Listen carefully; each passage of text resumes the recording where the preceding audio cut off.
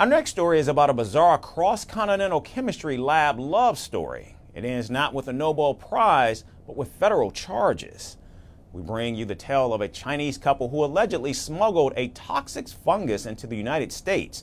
What were they hoping for? Scientific discovery, romance under the microscope, or maybe just a sinister splash of agroterrorism? Here's more on how the fungal fling turned into a federal case. Once upon a time, in the hallowed halls of academic research, a couple of brainy lovebirds decided to spice things up. Not with roses or chocolates, but with a little contraband fungus.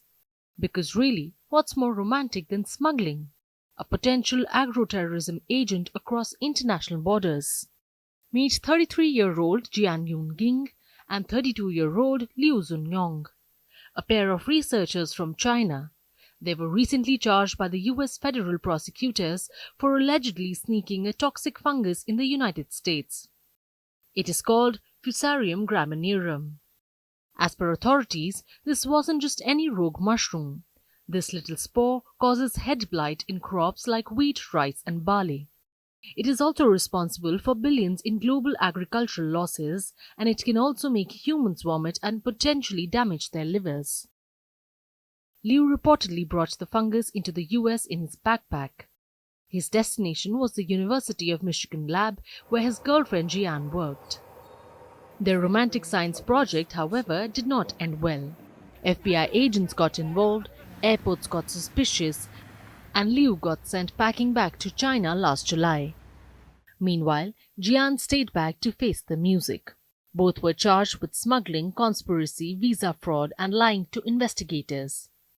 She's also facing uncomfortable questions about her ties to the Chinese government, especially since some of her research was allegedly state-funded. A detail US prosecutors are none too thrilled about. However, the tale gets juicier. A little digital sleuthing on Liu's phone turned up an article titled "Plant Pathogen Warfare Under Changing Climate Conditions." The FBI also reportedly found flirty little fungus coordination messages between the couple. Naturally, the University of Michigan issued a classic crisis mode statement, firmly condemning anything that even remotely smells like a sabotage or spores. Meanwhile, FBI Director Kash Patel went full Cold War on X.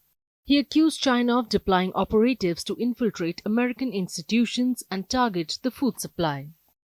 For now, Jian remains in custody.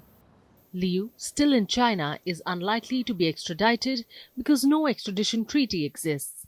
That means the only thing coming back from China these days is more diplomatic tension and maybe more fungus.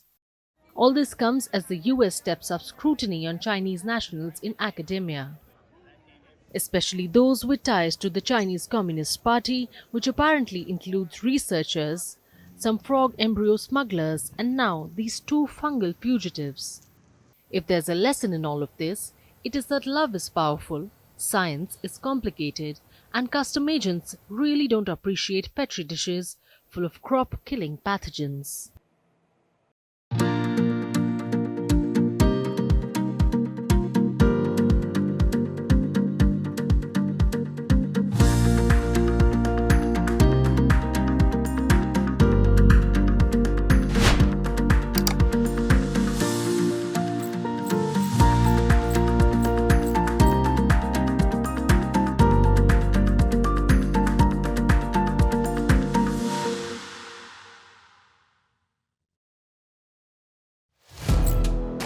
Firstpost now available in 9 languages on YouTube.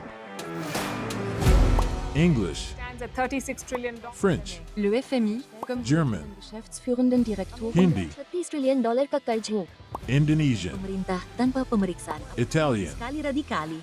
Japanese, 4 兆ドル以上も Portuguese, por causa do próprio balanço patrimonial. Spanish. Beautiful bill. Go to Settings, click on Audio Track and select a language of your choice. Be the first to know what's happening around you in your first language. Firstpost.